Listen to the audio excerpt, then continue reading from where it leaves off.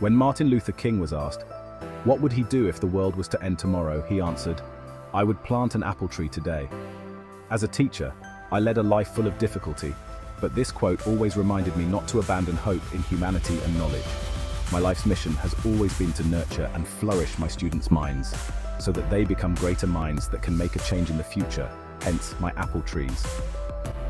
Let us walk through the story of my life and how I came to be an educational servant leader.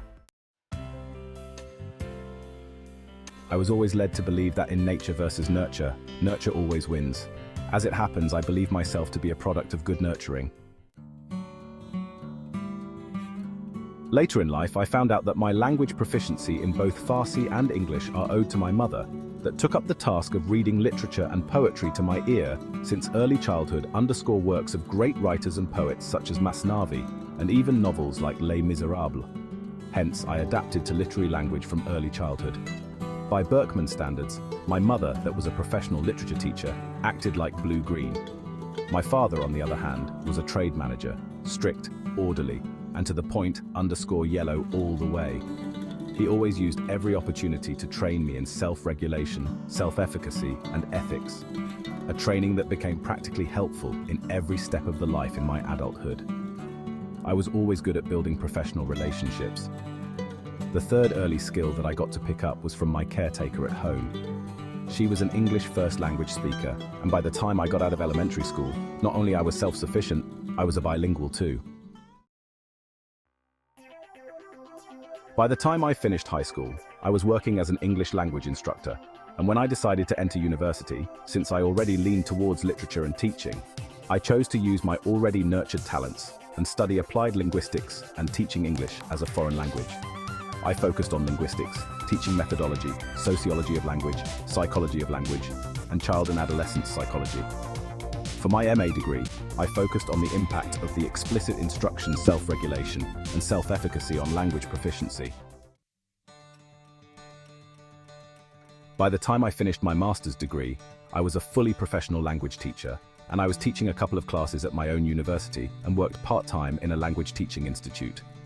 After my master's, I focused on English for specific purposes training courses, which involved teaching English to learners of specific professions, and I trained a team of my own. The news of my team's success in ESP reached a multinational mining company, and we were headhunted by them to train their staff in English, both in the field and the office. I was also tasked with being their main interpreter for official gatherings. After our new language school under the company started growing, I had to start training new teachers and expand the team. In 2 years, my manager decided to promote me to the supervisor of the language school. With this promotion came a fulfilling sentiment. I felt like all my talents were being used properly. I was happy with my job, and with my newly acquired confidence as a supervisor, my boss and I both reached the conclusion that as I had natural talent for leadership and had moved myself toward the position from within the organization, I needed to go for my second master's degree. Hence, I moved to Canada and joined Trinity Western University to develop my leadership skills. As for why I want to become a leader, the answer lies heavily on my experience as a teacher. I found out that many language teaching institutions are focusing their whole plans on money and the economic aspects of language teaching.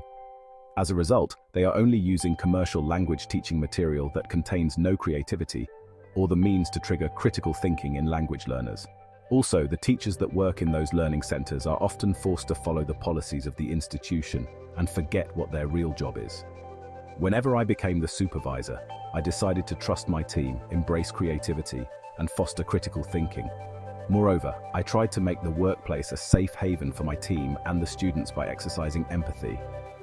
As I reflect, one of the best decisions that I made during the time was to try and use authentic material and field studies with a focus on community language learning. And as I'm sure that everyone would be bored by now, let me finish by mentioning that I aim to have my own school of language and arts someday, where I am free to prioritize learning in the manner that I see fit for the future of my learners. Thank you for your time and attention.